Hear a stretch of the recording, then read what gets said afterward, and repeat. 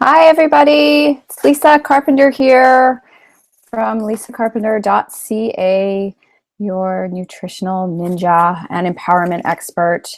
And I am here to rock out an open Q&A webinar with any of you who want to come in and ask me anything about food, feelings, anything that's keeping you from your weight loss goals. So when I'm on one of these webinars, I'm dealing with about a 45-second delay. So it takes a while for everybody to get in, hear what I'm saying, and then post their questions for me to be able to move along. So I'm going to kind of fill with some friendly banter here and just check over and see who has popped in. And we may or may not have a bunch of people on tonight. We may have very few. So I've had some other questions submitted to me via email and on the web. So I'm going to go through some of those questions as well. And hopefully anybody who's listening to the replay will get some information that they're looking for as well. Hi, Linda. Nice to see you here. Let's see. Okay. And Linda, can you just shoot me a message, please, or anybody who's on, and just let me know that you can hear me okay? That would be great.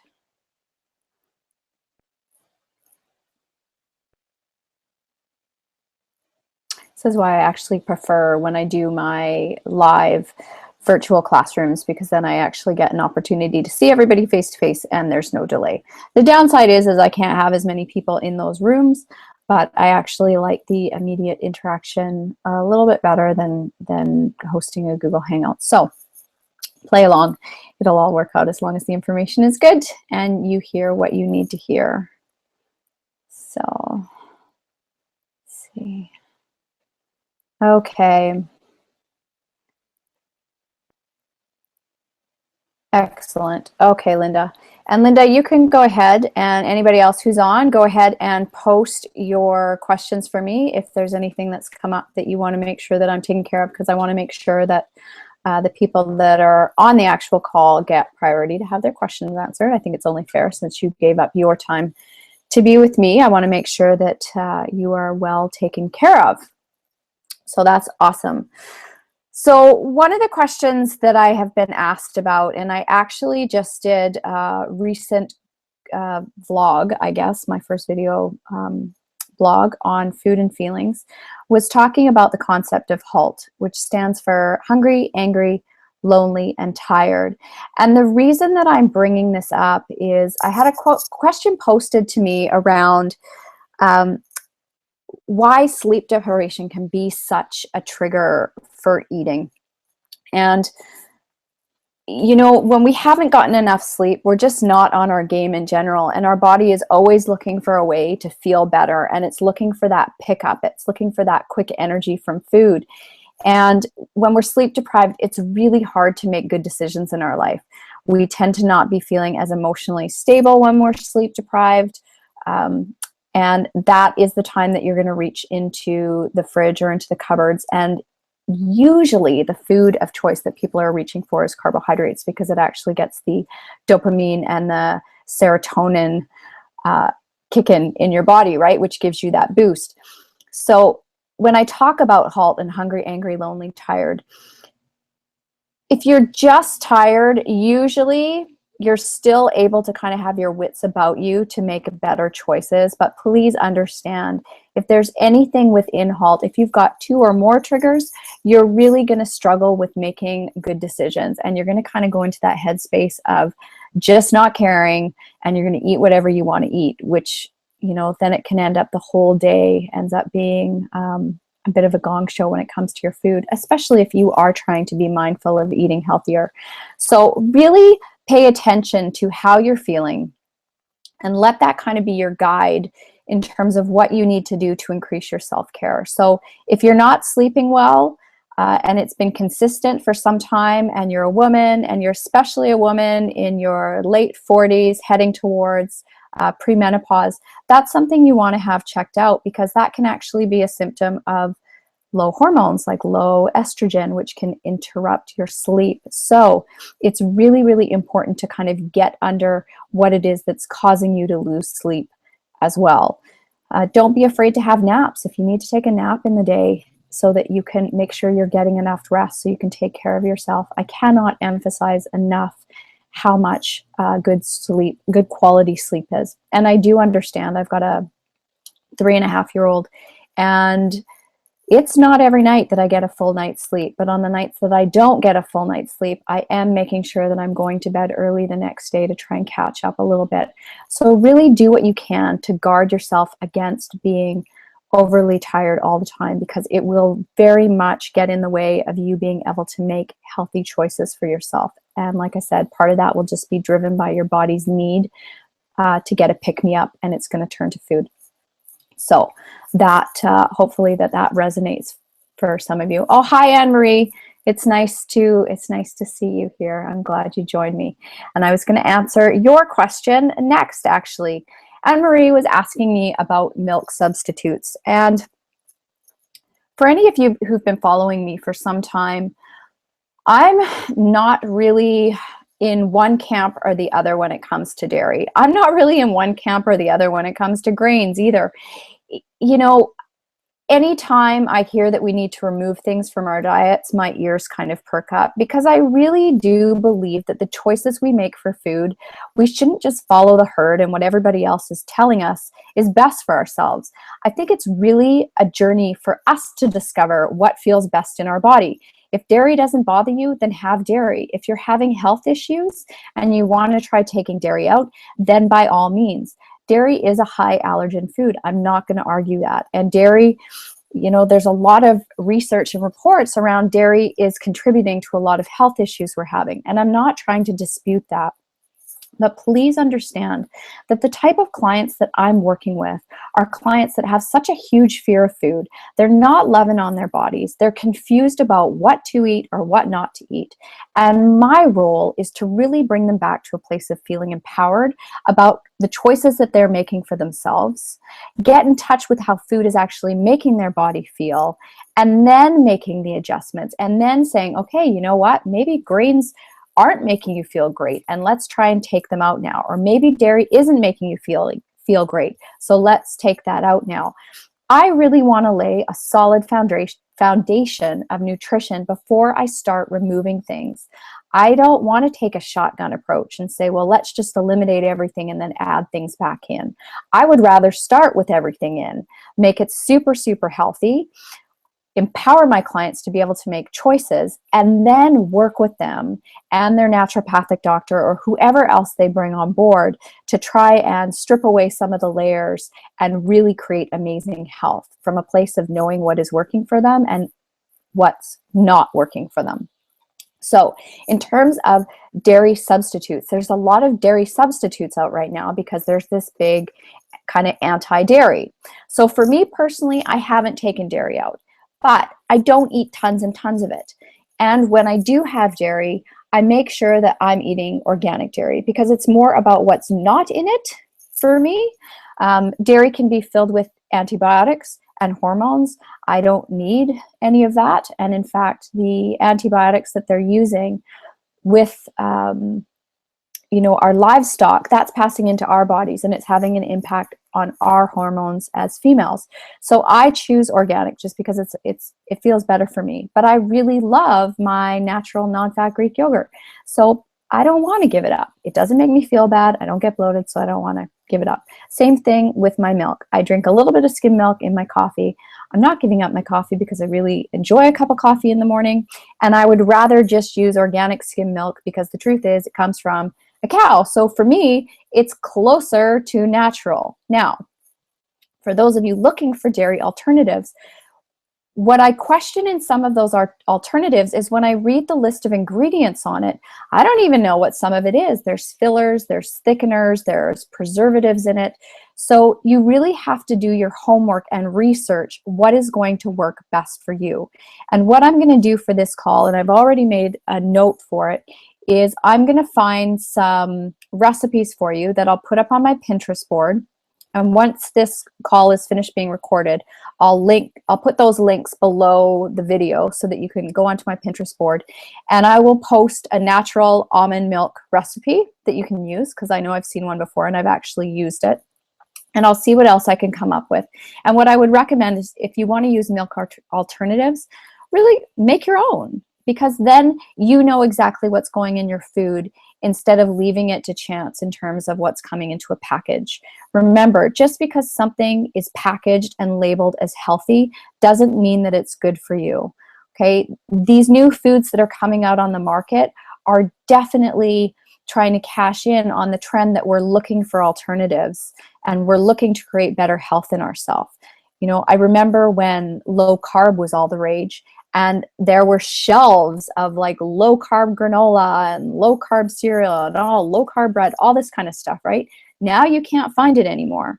Now it's all about gluten-free. So there's all these gluten-free products, which really aren't necessarily any better for you either. You really have to explore the ingredients. So that was a really long-winded answer for what should have been a short answer in regards to dairy and milk alternatives. So, Anne-Marie, I hope that that has answered your question for you.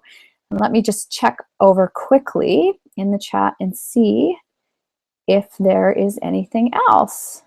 Oh, somebody from Minnesota. Hi, nice to see you, or hear you, or have you in the chat room, whatever you want to call it. Okay. All right. What else did I want to talk about tonight? Oh, okay. Nutrition and hair loss. Again, this is something I'm going to try and put a link back to on, I think on my YouTube channel. I actually have a video of my naturopathic doctor, Dr. Neri Paduti, who came in and spoke about adrenal fatigue and the implications of adrenal fatigue. And adrenal fatigue is a subject that's near and dear to my heart because I've been trying to recover from it for a couple years now.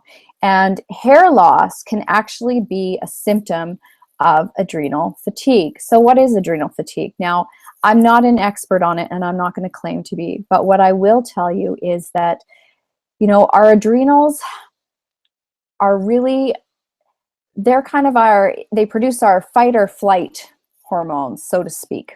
Okay.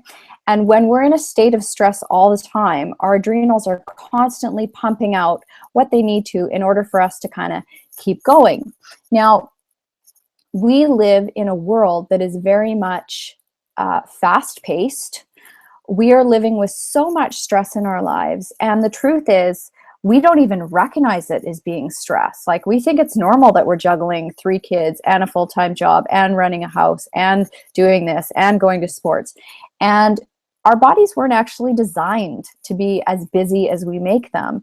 But because this is our normal, a lot of women are really burning out their bodies, okay? And this actually loops back to what I was talking about in regards to sleep.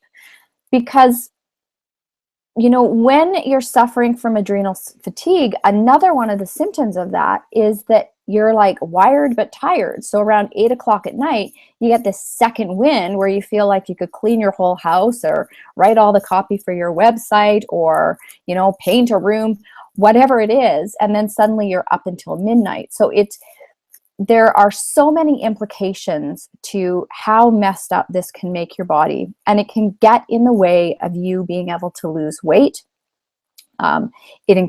You find increased levels of cortisol. And what actually happened to me is I'd been running at such high levels all the time that my body actually crashed afterwards and wasn't able to produce enough cortisol. So I had to go on a supplement to help with that.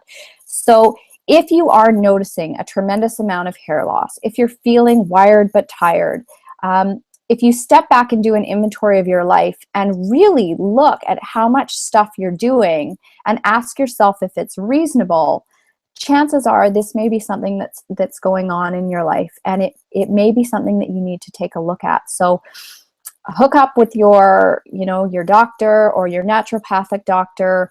Google adrenal fatigue, get on my YouTube channel and watch the video by Neri. And I will also try and put up the link to the article I wrote about adrenal fatigue and my story. And if it resonates with you, then check it out. And by all means, because we should all have glorious locks as we get older. Nobody wants to have bald spots. Women don't want to have bald spots any more than men do. So I hope that answers that question. So let me just check down in my chat here and see how's everybody doing?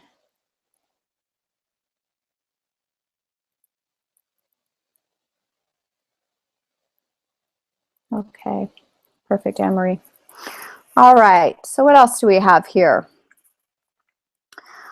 Oh, what is the simplest way to get back on track after the holidays? I keep forgetting that Christmas seems like it was so long ago, and it was actually only a few short weeks ago.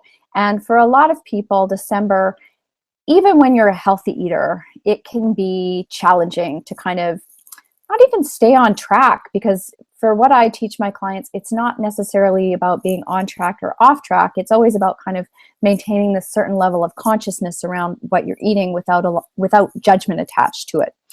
And the holidays is really a time where I want all my clients to enjoy what they're eating, make very conscious choices about it, and feel good about those choices.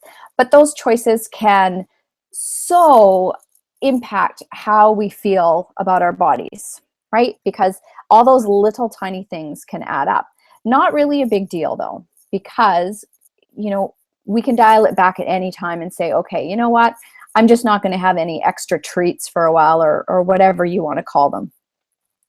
So the easiest way to get back on track, I'm going to give you a couple strategies, and hopefully you'll find one that works for you and can guide you in the direction that you want to go in. First of all, if you're feeling like crap, pay attention to that. Nobody wants to feel like crap, but the more you focus your attention on feeling horrible or feeling bloated or feeling tired or lacking energy, that's what you're going to continue to create. Okay, so you're going to be focusing on exactly what you don't want.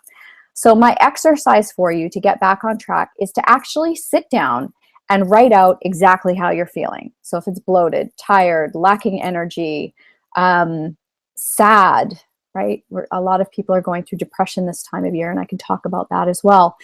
Write out all those feelings, okay? And for all of those emotions, there's an exact opposite. So if you're feeling sad, you want to feel happy. If you're feeling tired, you want to feel energetic. If you're feeling bloated, maybe you want to feel light. So once you get really clear on how you don't want to feel, you can get incredibly clear on how you do want to feel. And when you're clear on how you do want to feel, you're able to start making conscious choices that actually support that.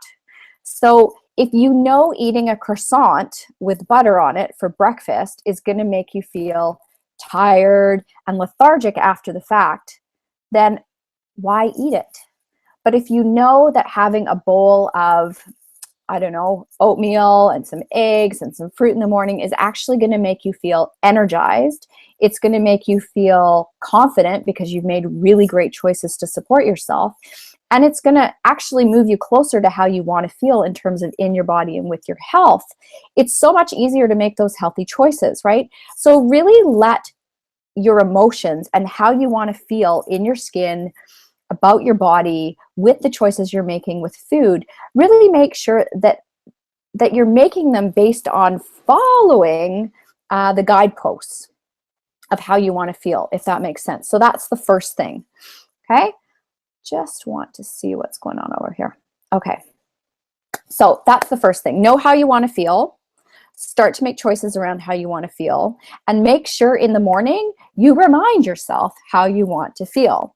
So even within my business, I can be incredibly intense. I'm passionate about what I do. I'm driven. I want to make sure that my message is getting out there to people. And what happens to me is if I get caught up in that too much, I end up feeling anxious about all the things I should be doing. And I end up being really hard on myself, which doesn't support how I really want to feel. How I want to feel in my business is very much an ease and a flow and an abundance and a giving and a service. That's what lights me up. That's what makes me excited. I love doing these webinars. I never know who's going to show up, what's going to happen, and I get to just kind of dance through them, play with whoever's in the chat, answer questions, and it's fun for me, right? So fun is another thing that I'm focusing on in my life and in my business this year. But I actually have those words written out and I look at them every morning to remind myself, because my old patterns of focusing on how, focusing on, oh my God, I feel anxious today, or oh my God, I got so much to do today, and in the state of busy, I need to break those patterns. So in order to break those patterns, I need to give myself a new focus. Okay. So really make sure that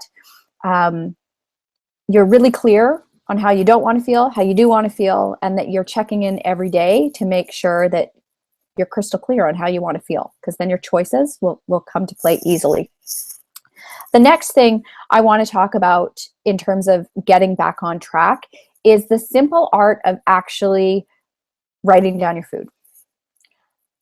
Not from a place of judgment or, beating yourself up or anything like that, but simply just saying, okay, for the next 5 days, I'm going to write down everything I put in my mouth as an exercise in clarity and to help wake myself up and get conscious. Because over the Christmas holidays, with all the treats around and being at other people's houses, it's so easy to just kind of pop things in your mouth mindlessly.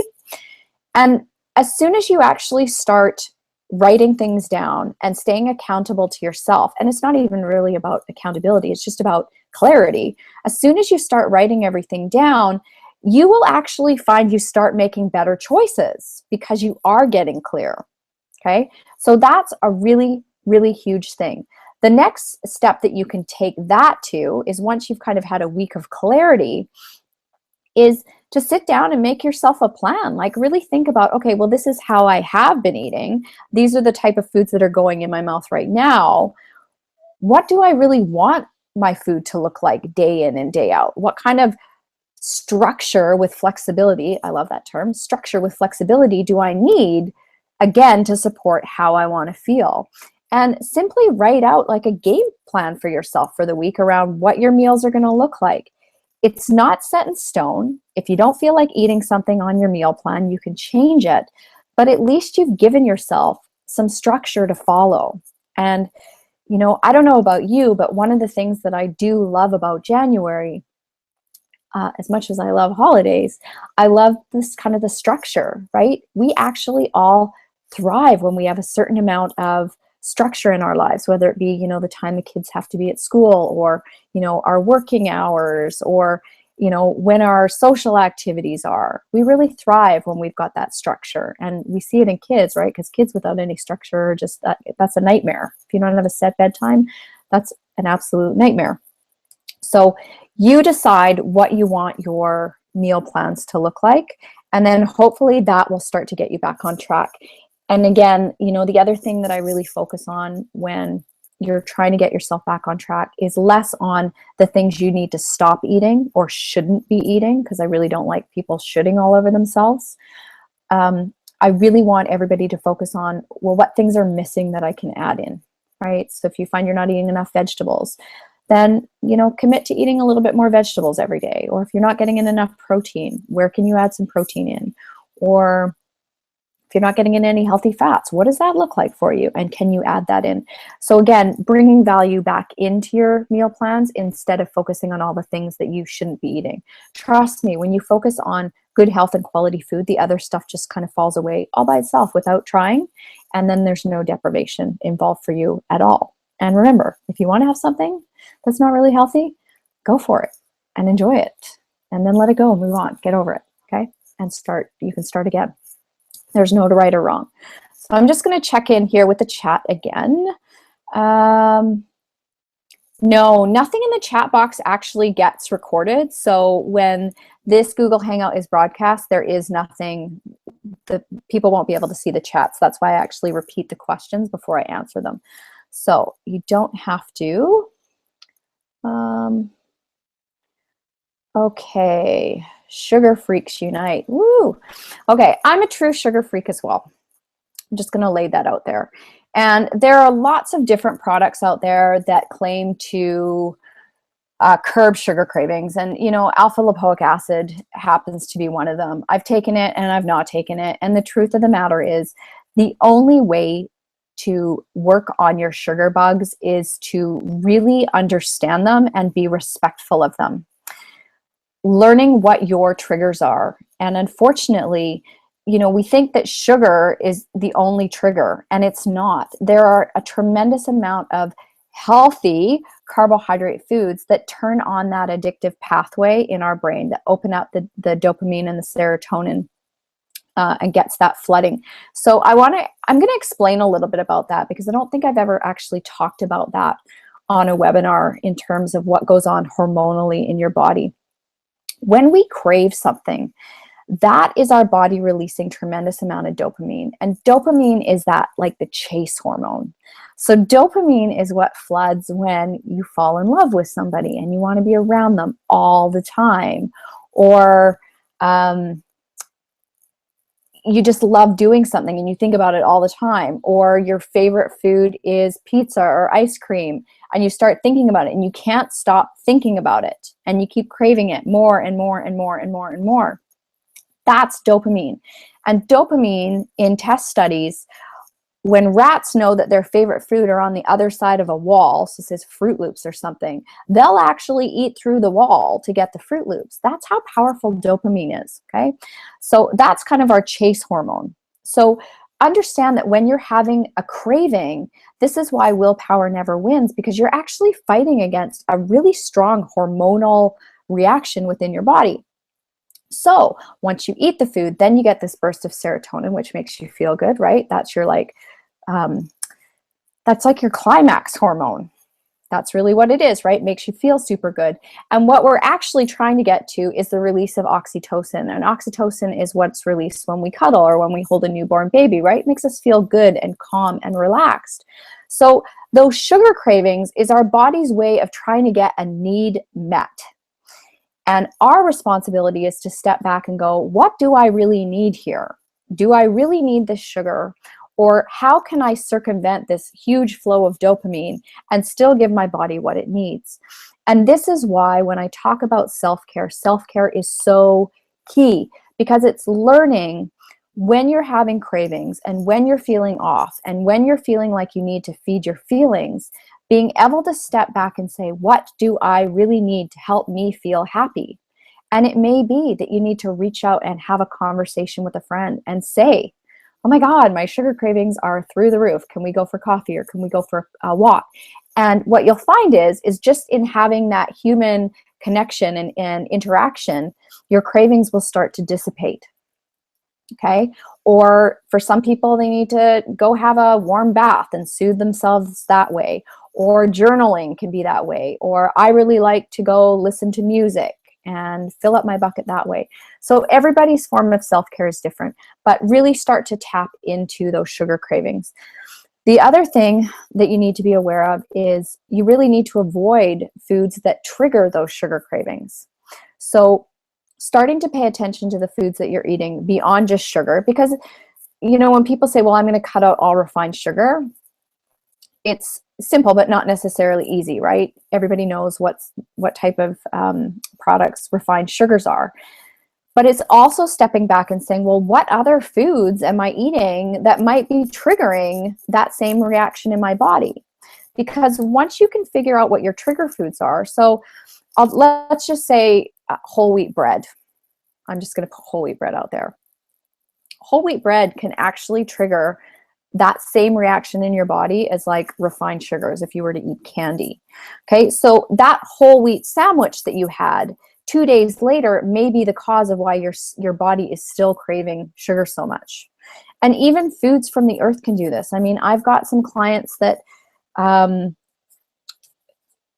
there's a whole host of things that can trigger foods for them, or that can trigger those cravings for them. So really just start to pay attention to when you eat a food, how you're feeling later on, or how you feel the next day, and then trace it back. Wow, why do I have so many sugar cravings? Oh, like I ate this, this, and this. And if you're actually tracking your food, it's pretty easy to go back and say, what might the culprit be here, right? I've got one client, if she eats popcorn, like popcorn is a huge trigger for her that sends her off sideways. So again, everybody is really different and unique in terms of their food triggers. It's kind of a running joke that I really love bubblegum. oh my gosh, I love bubble gum. But the problem is for me with bubble gum is if I have one piece, I want 10 pieces. And if I have 10 pieces, I want 100 pieces. And that's kind of the mark of an addictive food. One bite's never enough, and 10,000 bites is too many. Okay, that's a pretty well-known addiction phrase. So if you're finding that those foods that you really want to just have one bite of trigger you to eat, a gazillion bites and still crave it the next day, that's a trigger food for you. And you're going to have to make some choices about how you want to dance with that food moving forward. Because as much as you want to believe that maybe one day you'll be able to just have a bite and you'll be fine, that might not necessarily be true for you. Okay, so the only way to rewire those addictive paths, so to speak, is abstaining from the foods that really, really trigger you, and then making the commitment to not go back to them, right? It's really no different than an alcoholic after he's been dry for 2 years, 5 years, 10 years, can't just say, okay, well, I think I'm just going to test the waters and have a drink. That one drink will put them back to where they started when they gave up drinking 10 years ago. That's how powerful addiction is. It's real. It affects so many people, and so many people do not understand that that's what they're up against, which breaks my heart. That's part of why I do what I do, because I want to break that down. So take it seriously, because it's no fun to live with that chaos in your brain of constant cravings of certain foods. It's just no fun. So that's why I abstain from eating certain foods, because I like to feel calm and peaceful. I don't want to be obsessive about foods. I don't want to be craving foods constantly. It takes up too much bandwidth in my brain. So it's just much easier for me to abstain. And for me, all my choices are grounded in how do I want to feel. So if something doesn't make me feel good, I don't eat it. End of story. And it's nobody else's business what I choose to eat or not to eat, because I am responsible for everything from here back, as are you. So make the choices that really support that for you. So I hope that answered your question. Sugar-free for over a year. That is awesome. Huge, right? Huge. So, probably seems to be proximity thing. Good. Yeah, so it really is, those trigger foods. I have another client I can think of just off the top of my head, and we can be triggered by foods just from being around them, and it's hard because you cannot escape food in real life, right? So a recovering alcoholic maybe wouldn't have a job in the liquor store and can go to a party and decide, okay, well, this party's not for me, I gotta leave. At Christmas time in particular, it's damn near impossible to avoid trigger foods. So you can avoid eating them, but even seeing them can be enough to start that dopamine response in you. Understand that that's how powerful it is. So really be kind to yourself. The other thing I would suggest to you is make sure that you are really taking care to eat supportive meals. So 5 times a day. And any client that I work with that is really wrestling with that food addiction piece, that's why what I teach is so important, because it teaches them to build out their own blueprint of the foods that they know they love, so they never feel cheated or like they're not getting something that they don't want to have. But that is their recovery blueprint. So there's some people, if they've been too restrictive with their diet, and I've met a lot of women that, they used to live like so restricted around food, they were afraid of it. A meal plan is not healthy for them, because it actually can loop them back into that kind of obsessive, this is what I have to eat. But for somebody wrestling with food-related addictions, that meal plan is their recovery plan, because they make the choices around what they want to eat.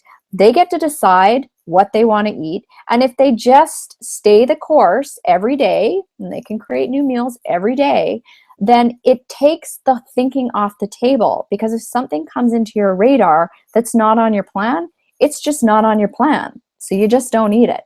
So it's less about the dieting or trying to lose weight, although that might be a side effect from it. And it's more about, this is my way of life. This is my blueprint. When I follow this, I feel great. It's like a diabetic, right? A diabetic knows when they have to take their insulin. They don't screw with it because they'd feel horrible. Okay. Every single person walking this planet gets to choose what is going to work for them. So if you are wrestling with food-related addictions, having your own meal plan, knowing how to lay that out so you can support yourself as you dance in a world that has triggers left, right, and center. You got to be like a ninja warrior to survive all the garbage that's out there. Yeah, make sure that you're really giving that to yourself. That's a real gift if you can sit down and coordinate and plan your meals. So I hope that really serves you. And if you have any questions, please don't hesitate to pop more in the chat box or fire off an email to me, and I'm happy to help you. Okay. Okay. Let's see. Okay. Linda's asking me about pairing proteins, carbs, and fats. So I'm not going to get too deep into this because for people who haven't gone through my program, I really want them to be focused on healthy eating. But one of the strategies that I do use in my program when I'm teaching people how to eat, and their goal is weight loss, is I don't combine carbohydrates and fats. I just don't. So our bodies can use fat for fuel or carbohydrates for fuel. So when I am trying to help somebody change their body composition, I only want to give them one fuel source at a time. So that's why I separate it out. But here's the thing. If you mix your carbohydrates and your fats and your proteins, you mix it all together because it's a delicious recipe and it has fats and carbs in it, nothing bad happens. Nothing bad happens. It's still healthy for you. So there's a really big difference between eating healthy or eating clean and eating to change your body composition. There's certain strategies that I may use with clients that aren't just about eating healthy because their goal, they want to achieve something, right? So I can, this is why I talk about flexible structure. I can change what that structure is going to look like to nudge them along. Once a client has reached where they want to get to in terms of their body composition, they're loving on their body, they're really grounded in their food, they're making awesome choices. If we want to combine stuff and change up kind of the parameters of what that's going to look like, that's totally, totally, totally cool. Okay. And then it's just a matter of watching, well, does this agree with your body, right? Does it make you feel good? Does it not make you feel good? Is a meal where you've mixed your carbs and fat, does it make you feel heavy? Does it sit in your stomach? For me personally, I love a meal in the evening that is just fibrous carbs. So things like your leafy green vegetables, proteins, and good fats helps me feel satisfied in the evening. Doesn't make me feel overly full. I like my carbohydrates earlier in the day because that is when I need my energy food. And I don't want to feel super full. I want to feel hungry all day long. I love food. I want to be eating all day long. That's kind of my shtick. So, you know, to answer your question, Linda, there's really, it's not a hard and fast rule. Nothing bad will happen if you mix it together. It just depends where you're at, and you get to play and see, how does this make me feel? Does my body, you know, am I losing weight? Am I able to maintain weight, right? We talked about this, the importance of being able to, it's not always about weight loss. We're so focused on, we got to achieve the goal. Well, once you lose the weight you want to lose, then you get to play with, well, how do I stay here? How do I just maintain? And that's actually a huge skill. It's a huge skill. That's even harder than losing weight, is learning the dance of what works for you and what doesn't work for you so you can maintain that weight, right? Because once you've figured that out, that's where you really have freedom. It's not that your weight won't fluctuate at all. That's just not realistic. You're always going to fluctuate a little bit. But it's about, you know, not putting on that 20 pounds again. Why? You don't want to do that because you know you're not going to feel great then. It's worth the effort in terms of playing around with your food when you reach your goal weight to see what is going to work for you and what is going to make you feel great. So hopefully that answers your question. Not a Pinterest fan? Pinterest is funny. Pinterest is a funny program. You'd think that they would have figured out by now that I never post things like, you know, how to make a s'more cake, or what was the other thing I saw the other day? All these like crazy decadent desserts and stuff. Like the creativity that people come up with is off the hook. But they always come up in my feed. I never eat that stuff. So I'm searching for, you know, other alternatives. If you go on my Pinterest site, I've kind of made an effort to categorize it into protein meals, protein and fat meals, protein and carbohydrate meals, different ways to prepare vegetables, because I don't think enough people eat enough vegetables, tips on healthy eating. There's a lot of different quotes and stuff in there. So feel free to go in there, surf. I am not a cook. I'm not a cook. I wish I was a cook, but I'm not a cook. I keep things really, really simple in my life. It's very busy, so I don't stress myself out with fancy meals. I love to eat out. So the recipes I tend to pin on Pinterest are really quick and easy, things that I can just whip together. And because the clients that I'm working with as well lead really busy lives, you know, they don't want a meal that's going to take them 4 hours to prepare. They want a meal that they're going to be able to modify like 5 or 6 different ways. So they don't have to put a ton of thinking into it, but they know they're going to enjoy it. It's all about the party in the mouth. Does it taste good?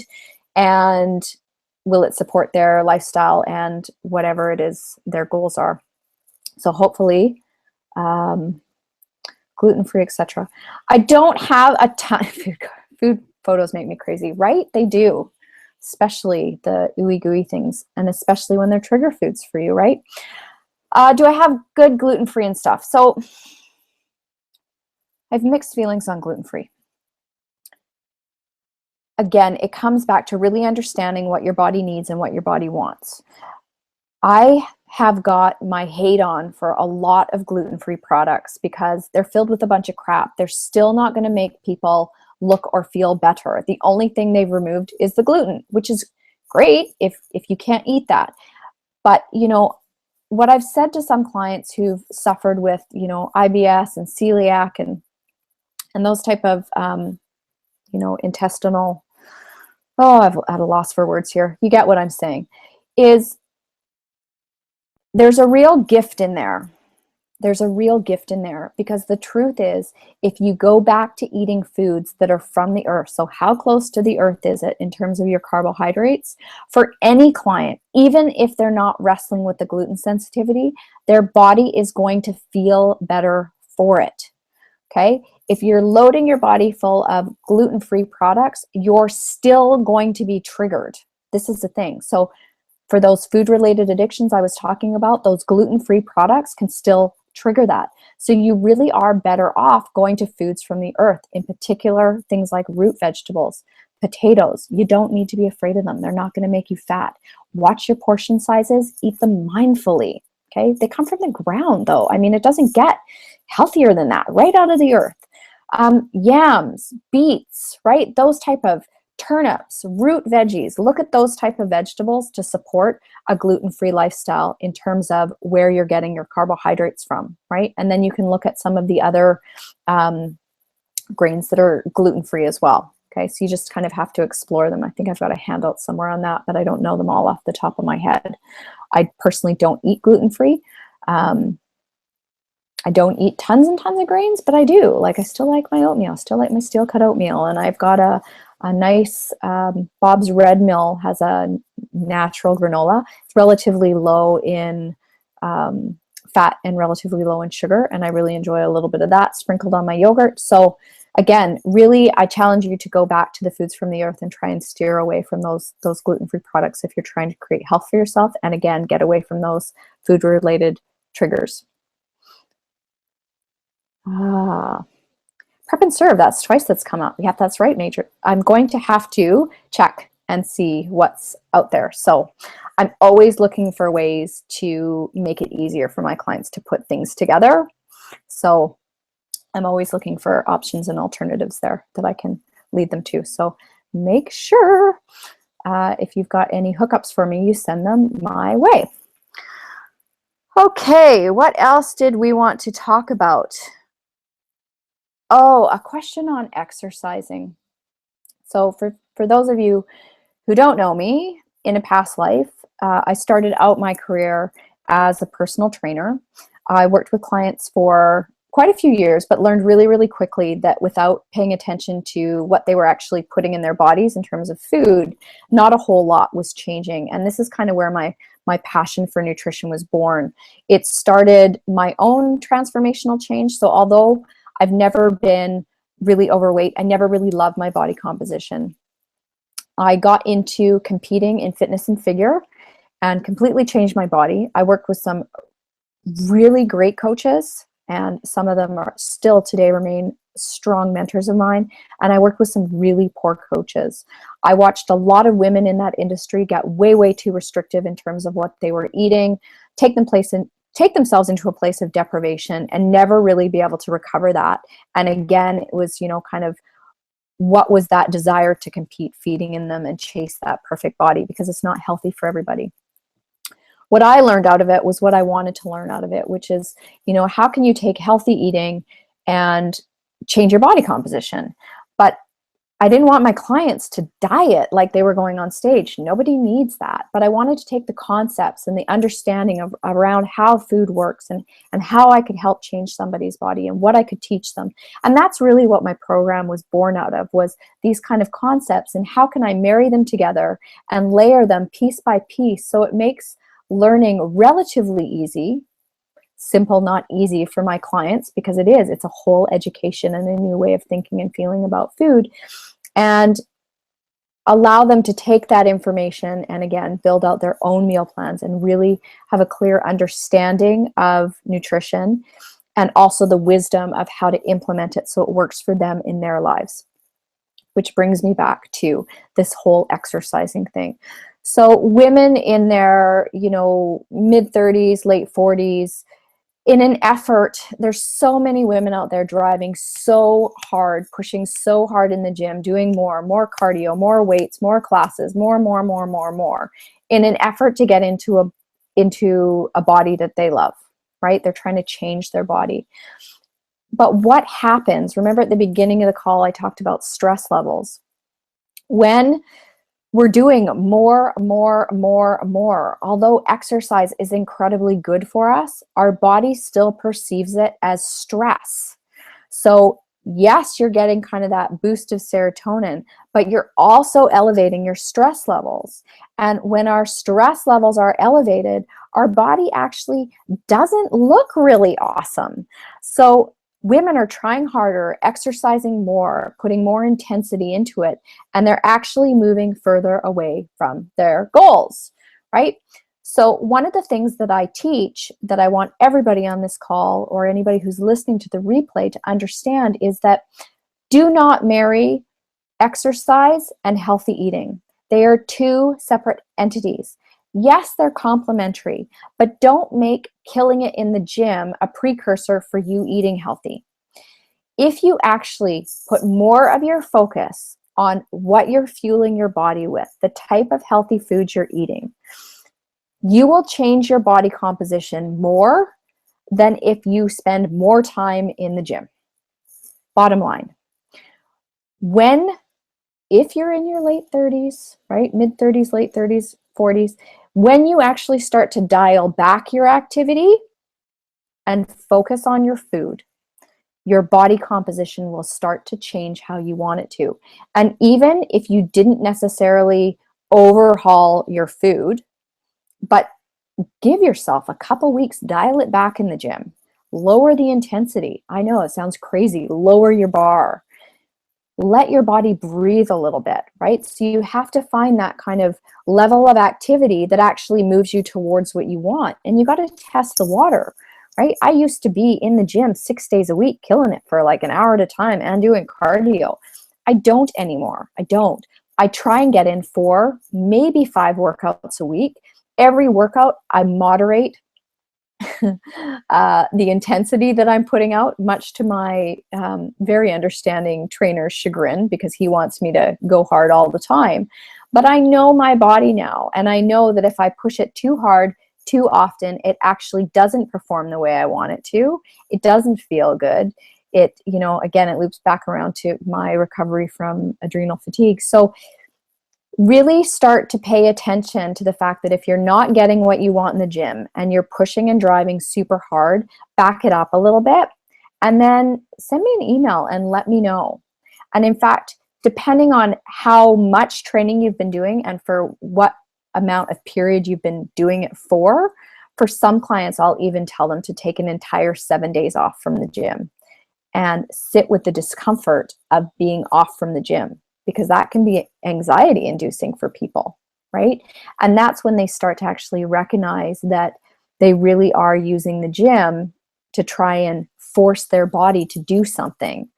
Whereas when your body wants to work with you, not against you. It's not, we don't have a separate head from separate body. And so many of us treat ourselves like that.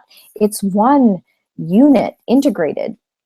So give yourself a week off, relax, focus on some self-care activities, right? Like I said, going for a walk, out for coffee with friends, read a book, whatever it is that makes you feel full, your spirit full and happy. Do those things for a week.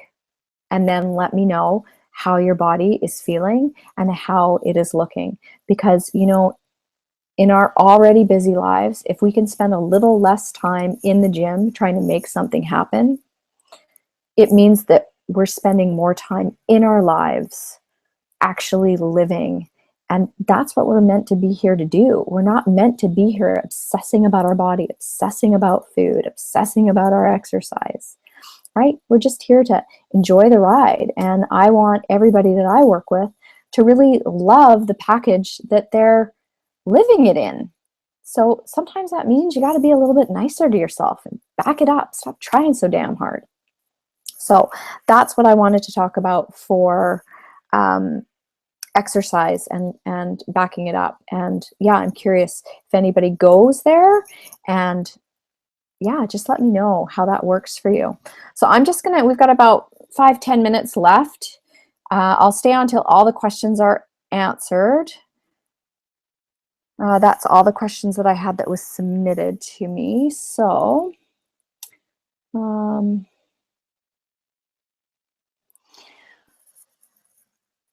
so yeah, just in response to a comment, so when I talk about maintaining your weight and that being the more challenging thing, it doesn't have to be hard.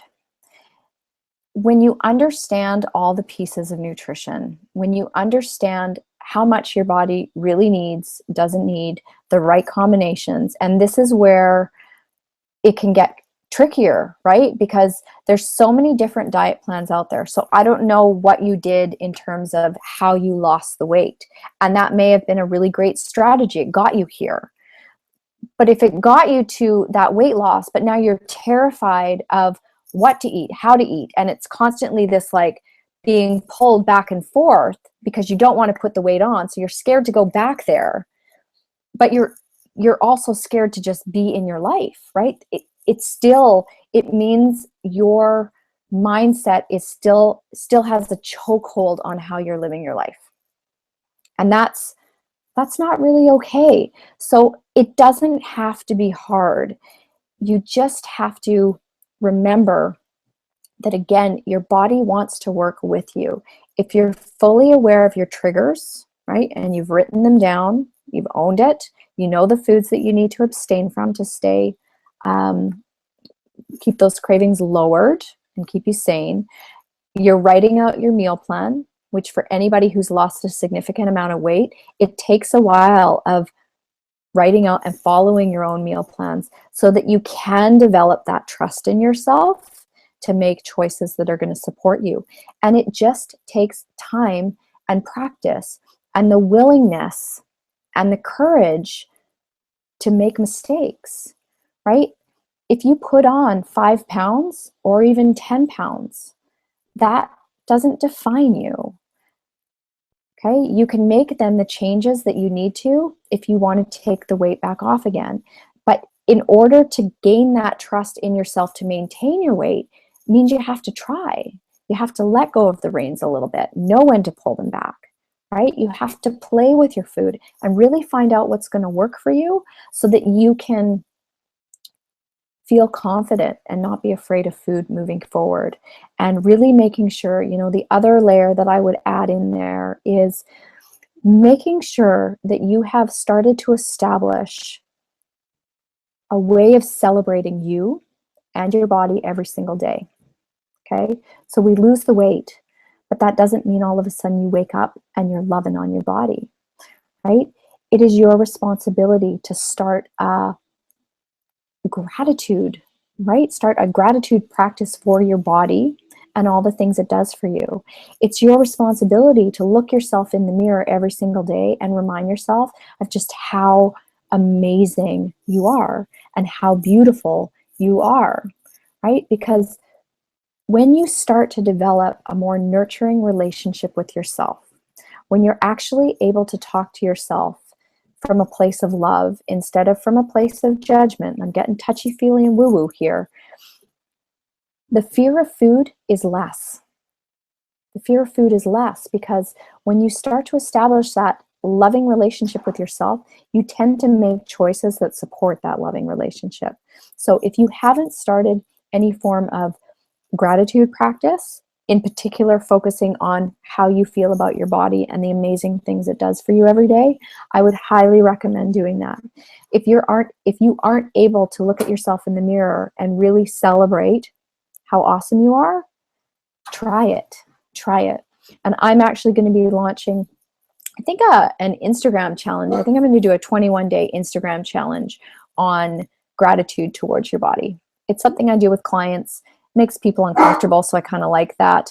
And hopefully it'll help people start thinking about what they can do to think and feel differently about their body and really change that relationship and the mindset, because it all starts in the mindset in terms of weight loss. It's not really about the food. Food is the symptom, but how we think and feel about ourselves has a huge impact on those choices. So, okay, last question here. Does it matter if you eat protein or carb before you go to the gym? Depends what time you're working out. Honestly, if you're going to the gym, carbohydrates are better for you before you go, but you don't want to have something like a yam or a potato or a huge bowl of oatmeal 20 minutes before you hit the gym. So if you're eating consistently throughout the day, you're probably going to be fueled up to go to the gym without adding in an extra meal before you go, right? If you have extra weight to lose as well, your body's going to be able to burn your body fat for fuel. So if you're feeling tired and lethargic in the gym, that might be a signal that you're not actually eating enough during the day. When it comes to pre and post workout nutrition for my clients, if their focus is on weight loss, I don't put a lot of focus on pre and post workout nutrition. And it's not that it isn't important, but the goal is to lose weight. So I want your body working with you. We don't need to add in an extra meal. My job is to make sure that you've eaten enough during the day. If you need a little bit of a snack before you go to the gym, what I usually ask my clients to do is just have a couple dates. They're super high in sugar. And the truth is, when you go into the gym, you want to be having some, if you're going to eat something right before you go, one, you want something that's not really going to stomach, your body can easily convert to energy, which is simple sugars. So again, if you're wrestling with food triggers, do you really want to put some sugar in your body before you go to the gym? No, because it's probably going to trigger you. So the best type of foods for you to eat before you go to the gym are the worst type of foods for you to eat in terms of turning on those addictive food triggers. So I don't know if that helped you or just made you want to pull your hair out. Bottom line, if you're eating healthy throughout the day, if you're getting in 4 or 5 solid meals that have a combination of protein, carbohydrates, fats, however you're laying it out, you should be fueled up to go to the gym and still have a great workout. So I know for me personally, I have better workouts in the afternoon when I've got a couple meals under my belt, as opposed to first thing in the morning when I maybe just had a small snack, or, if I'm training super early, I just get up and go have a couple dates and that's it. And then I eat right after. So hopefully that answered your question. All right. Yes, Linda, I know. But you know what? It's not always about feelings, but it does come back to that, right? Because the truth is, it's not about losing the weight. It's about how you want to feel when you've lost the weight. So it's not actually chasing the weight loss. It's chasing how you want to feel in your skin when you lose the weight. So touche. I'm always going to poke at you a little bit just because I love you. It's great to have you on the call. So anyways, on that note, it's 6:29. Wow, I talked for a whole hour. And this time I found that the 45-second delay didn't didn't mess me up too much. So that's really great. These are still new for me. So I'm committed to getting out there and delivering the information that I have. So thank you very much for those of you that showed up on the call. As soon as this is uploaded, I will put it on my YouTube channel and I will post it. And I will post the links to where you can find some of the blog posts that I was talking about and my Pinterest board, so you can reference that. And I would love for you guys to sign up for my, let me see, my Facebook group, which I think is up there. I think you guys can see it if you go to Pop-In Offers. You may be able to see, it's just a link, or it'll say check it out. There's a check it out button. And if you click on that, it will take you over to my Facebook group, which is a huge growing community from women and men around the world, which is pretty awesome. And I'm in there interacting all the time. So you can find it under, I think it's called Eat. Let me just see. I should probably say it out loud here. Lisa Carpenter, Eat, E-A-T. And you're welcome to join. Everybody's welcome. And like I said, I'm in there all the time answering questions and throwing stuff out. So if you loved it, join group, leave me a comment, let me know what you've learned, and hopefully I will see you all on the next webinar. So until then, good night, and take really, really good care of yourself. Okay, you only get one body, so love it and feed it well. Okay, we'll talk soon. Take care.